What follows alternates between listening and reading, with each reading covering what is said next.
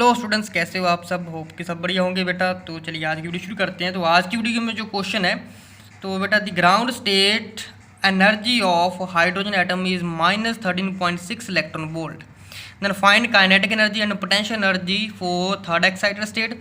And second part कह रहा है कि अगर इलेक्ट्रॉन जंप करता है to ground state from third state, तो थर्ड से ग्राउंड स्टेट में आता है, तो कैलकुलेट फ्रिक्वेंसी ऑफ फोटोन। तो फ्रिक्वेंसी क्या होगी उस टाइम पे जो फोटोन एमिटेड होगा। ठीक है जी। तो सबसे पहले हम क्या करेंगे बेटा, nth स्टेट के लिए हाइड्रोजन एटम की एनर्जी लिख लेंगे। कितनी होती है? En is equal to -13.6 by N square, इसके बराबर होती है। ठीक है जी। तो कह रहा है कि थर्ड स्टेट में जाएगा, तो थर्ड के लिए जो n की वैल्यू होगी बेटा वो 4 आ जाएगी। ठीक है जी। तो यहाँ से E4 की वैल्यू आ जाएगी -13/6/16, किसके बराबर आ जाएगा बेटा? -0.85 इलेक्ट्रॉन वोल्ट आ जाएगी। ठीक है जी। तो 16 कैसे आया बेटा? n की वैल्यू 4 है, तो 4 का जहाँ पर स्केयर कर देंगे तो 16 आ जाएगा। तो हमने लास्ट टाइम में वीडियो में जो है एक रिलेशन पढ़ा था, वो था kinetic energy is equal to होता है नेगेटिव ऑफ टोटल एनर्जी के बराबर। तो टोटल एनर्जी आ चुकी है, अब काइनेटिक एनर्जी निकालनी है। क्या करेंगे? माइनस आ जाएगा इसका, हमें माइनस ना करके बेटा माइनस नहीं चाहिए, तो इसलिए हम जहाँ पर क्या कर देंगे, मोड लगा देंगे। मोड लगाने के बाद ये माइनस जो है पॉजिटिव में चेंज हो जाएगा, 0.85 इलेक्ट्रॉन वोल्ट आ जाएगा। उसके बाद पोटेंशियल एनर्जी निकालेंगे। पोटेंशियल एनर्जी के लिए रिलेशन यूज कर लेंगे, negative of twice of kinetic energy आ जाएगा। तो काइनेटिक एनर्जी की वैल्यू निकाल दी है, -2 से मल्टीप्लाई करेंगे तो ये आ जाएगा 1.7 इलेक्ट्रॉन वोल्ट। अब बेटा हम इसका करेंगे सेकंड पार्ट। तो सेकंड पार्ट में कह रहा है कि इलेक्ट्रॉन जंप करता है ग्राउंड स्टेट में से कहाँ तक, कहाँ से करता है बेटा? थर्ड स्टेट में। तो उस टाइम पे जो फोटोन निकलेगा उसकी फ्रिक्वेंसी क्या होगी वो कैलकुलेट करनी है। तो इसके लिए बेटा हम करेंगे क्या, frequency V is equal to किसके बराबर आ जाएगा? चेंज इन एनर्जी डिवाइड कर देंगे H से। H यानी कि क्या होता है? Planck's constant. तो कितना एनर्जी में जो चेंज आया होगा वो लिखना है। तो कैसे लिखेंगे? तो E4 में से बेटा E1 माइनस कर देंगे, तो नीचे कितना आ जाएगा बेटा? H आ जाएगा। ठीक है जी।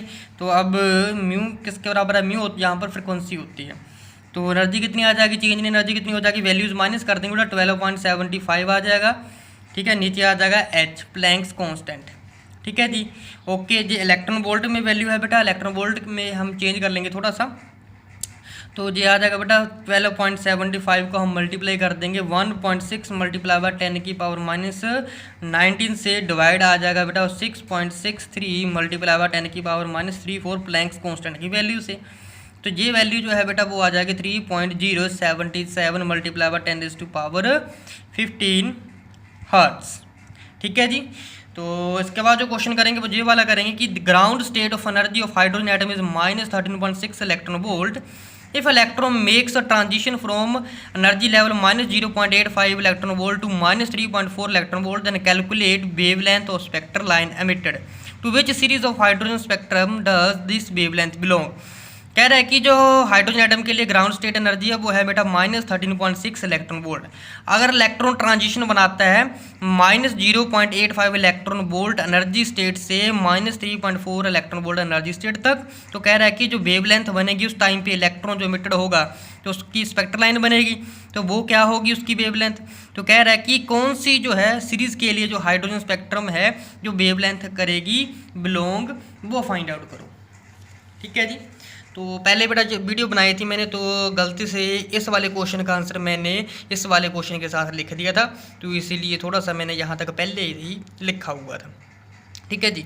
तो ये इस वाले का बेटा आंसर है। ठीक है, और ये इसका आंसर यहाँ पर आ जाएगा।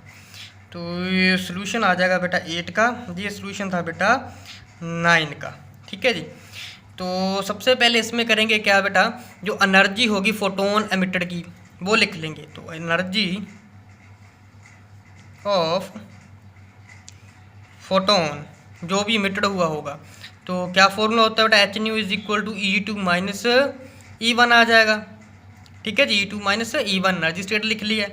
तो न्यू की वैल्यू क्या होती है बेटा?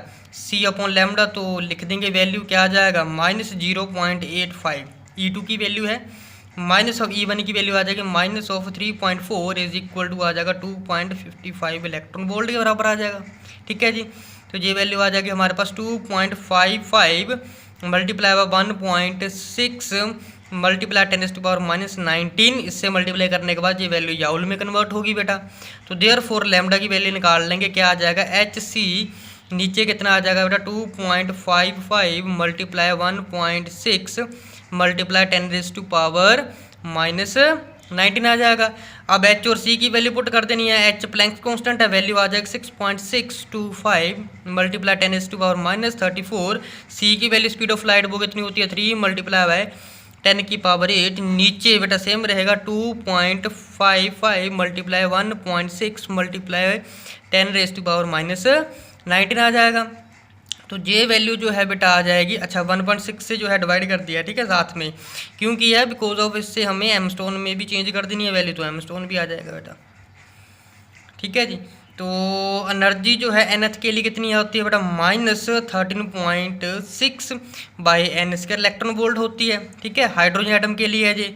तो देयरफॉर तो n = जब 1 होगा तो E1 की वैल्यू क्या आ जाएगी -13.6 इलेक्ट्रॉन वोल्ट। तो n = 1 है तो यहाँ पर इस फॉर्मूले 1 पुट कर देंगे। तो अगर n = 2 होगा 2 यहाँ पर पुट कर देंगे, 2 का स्क्वायर कितना होता है 4, तो E2 की वैल्यू आ जाएगी, यहाँ पर E2 की वैल्यू आ जाएगी, वो वैल्यू आएगी बेटा -3.4 इलेक्ट्रॉन वोल्ट।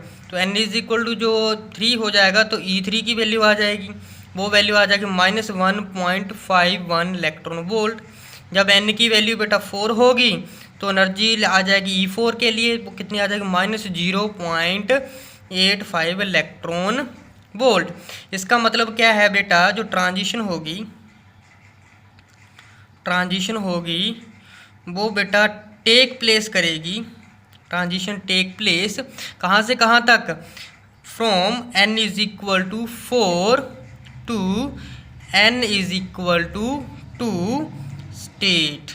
कहाँ से कहाँ तक जो है एनर्जी बेटा करेगी, n = 4 से लेकर n = 2 स्टेट तक जो है इलेक्ट्रॉन की ट्रांजिशन हो जाएगी।